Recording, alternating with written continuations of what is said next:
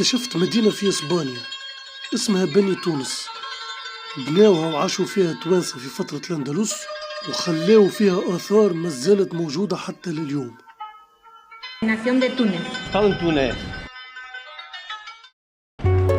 هبطت في مطار برشلونة ومنه خذيت كهرباء وقصدت ربي لفالنسيا.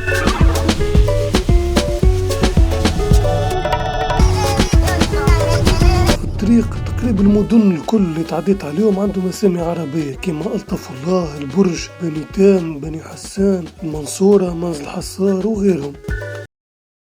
فالنسيا ثالث أكبر مدينة في إسبانيا بعد مدريد وبرشلونة، فيها 800 ألف ساكن. في فالنسيا المدن الكل تقريبا عندهم اسامي عربية. كانوا قبل يجيو هنا المسلمين عائلات وعروشات كاملة، ويسميوا البلاصة اللي يبنيوا فيها ويسكنوا فيها باسامي عائلاتهم ولا المدينة اللي جاو منها. تلقى عندك مثلا بلايص اسمهم بني غانم، بني جدة، بني فهري، بني حسان، بني بريال، بني كلب. وبين المدن الصغيرة متاع الشاطبي والفخار فما مدينة اسمها بني توسير. المدينة ذي تبعد تقريبا 20 دقيقة بالكهرباء على وسط فالنسيا، ويعيشوا فيها تقريبا 16,000 ساكن.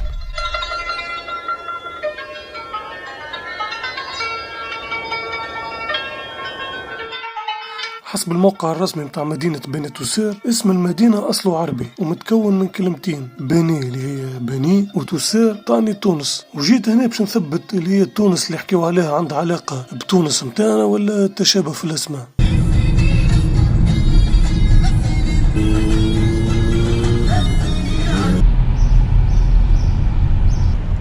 درت شوية بالكهرباء في وسط المدينة، من بعد لقيت في جوجل ثم متحف هنا حاطين فيه القطع الأثرية اللي لقاوهم في مدينة بني تونس اللي ترجع للحقبة الإسلامية.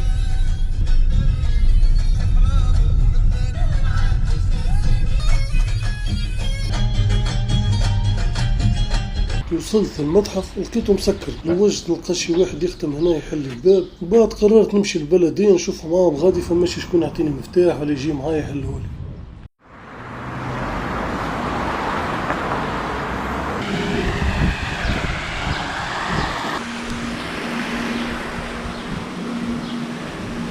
Museo de Beni Tussir. Sí, ahora se lo digo. Okay. Esto aquí no se hace, no lo llevamos nosotros. Small one. اوكي. في البلدية من الأول ما نجمش نتواصل معاهم خاطر حكيو كان بالإسبانيول، أما فهموني اللي ما نجموش يحلوا المتحف. وريتهم شوية فيديوهات خدمهم، بديت نفلم عليهم وقلت لهم راني مشهور في تونس، ولاو دخلوني البيرو وقالوا لي استنى شوية وطلبوا لي المسؤولين على الثقافة متاعهم. جات المسؤولة وجابت معاها كتب تاريخ وبدأت توري فيا في الآثار اللي لقاوهم هنا في الفترة الإسلامية. Topónimo Beni, linaje de los primeros habitantes, los Tucem, antigua denominación de Túnez. اوكي. Ahí ves. كما شفتوا أكدت لي التوانسة هما اللي بناو المدينة هذه وأول من نسكن فيها، والآثار اللي لقاوهم فيها الكل خلوهم التوانسة. Aragón y Cataluña. اللي عاشوا هنا وبناو المدينة هذه جاوا تقريبا الكل في عهد الدولة الأغلبية في القرن التاسع، جاوا من مدينة تونس. وقتها الدولة اللي في تونس كانت من بجاية في الجزائر حتى المصراتة في ليبيا، وتتبعها صقلية وجنوب إيطاليا وسردينيا ومالطا.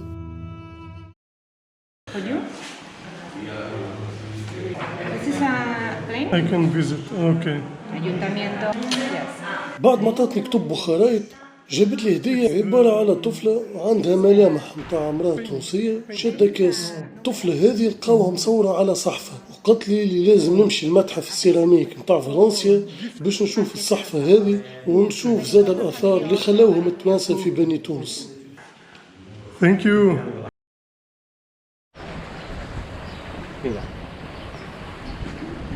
Touristic Route Beni Tussir, número 7, Ayuntamiento. Before y now. السيد هذا اسمه إيميليو ويخدم في البلدية في أمور الثقافة، وحب يجي معايا باش يوريني شوية بلايص أثرية في بني تونس. Vamos por aquí. Yo he estado en Túnez You de holidays. holiday where? Hamamé, Tunisia, hace ya 20 años. ¿Cómo se llama aquella ciudad tan bonita? Sidi Bou Said. Sidi Bou Said. Preciosa. Me gustó mucho. The people, Tunisia, fantástico. نحن التوانسة ديما فانتاستيك مع البراني، قيد توا نوليو فانتاستيك في بعضنا. وصلنا هنا وراني الباب القديم تاع المدينة، ووراني زاد السور القديم، نتصوروا كان أعلى شوية من هكا، ما خلاو بارتي صغيرة منه للتاريخ.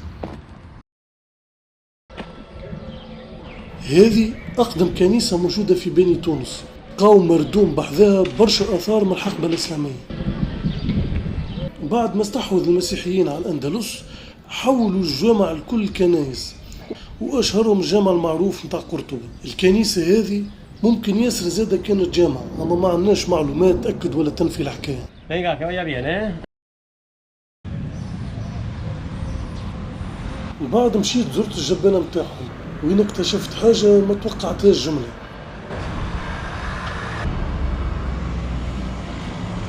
الجبانة نظيفة برشا، لا فيها لا سحورات لا والو، والقبورات أول مرة نشوف هذه حاطينهم فوق بعضهم. والحاجة اللي ما توقعتهاش اللي فما برشا عباد مدفونين هنا عندهم ألقاب عربية، خاطر كي استحوذ المسيحيين على الأندلس فما برشا مسلمين قعدوا أجبروهم باش يوليو مسيحيين ولا عندهم أسامي متاع مسيحيين، أما بقى عندهم الألقاب العربية الإسلامية متاعهم. كيما السيد هذا اللي لقيته اللقب متاعو دلهوم، اللقب موجود برشا في تونس. والمرأة هذه في اللقب متاعها كلمة فلانة. ولليوم في إسبانيا عندهم برشا مشاهير مازال عندهم ألقاب عربية، كيما أشهر مخرج في إسبانيا اللي هو بيدرو المودوفار، واللي كان يلعب في المنتخب الإسباني القنطارة، والجوار متاع التنس الكاريز.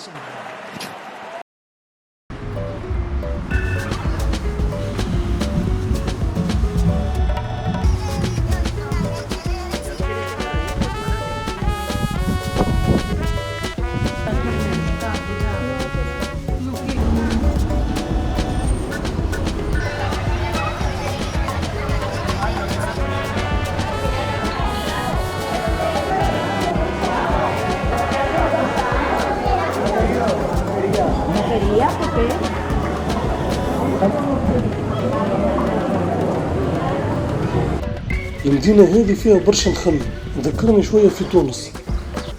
هو أول ما جاب النخل الإسباني والبرتغال هما القرطاجيين. شوف الشارع هذا تقول واحد يدور في حمام نلف. وصلت لفالنسيا وين باش نمشي للمتحف متاع السيراميك.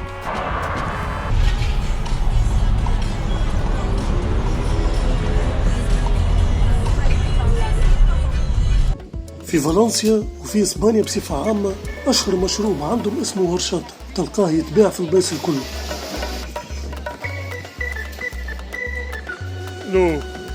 والهرشاتا هذه جابوها التوانسة الأندلس، وهي في الأصل الروزاتا متاعنا، وبالوقت الاسم متاعها ولا من روزاتا ولات هرشاتا.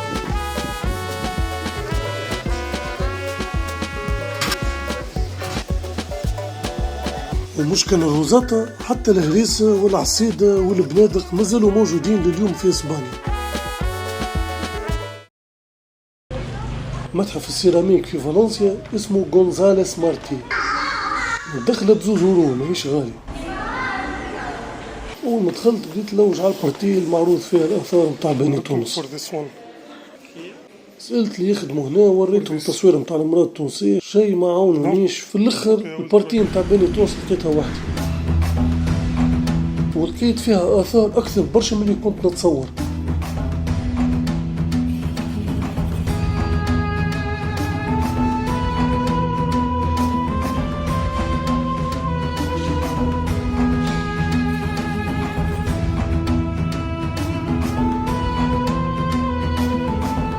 فما برشا آثار مكتوب عليهم بالعربي، وأصحنا واللي طيبوا بهم حاجات متاع دار كيما القنديل هذا. لقاو زادة في الآثار متاع بني تونس دربك مسمينها بالإسبانية طبال. وفي الأخر قبل ما نروح لقيت الصحفة المشهورة، الصحفة هذه الوحيدة اللي لقاوها في الأندلس اللي مصور عليها امرأة.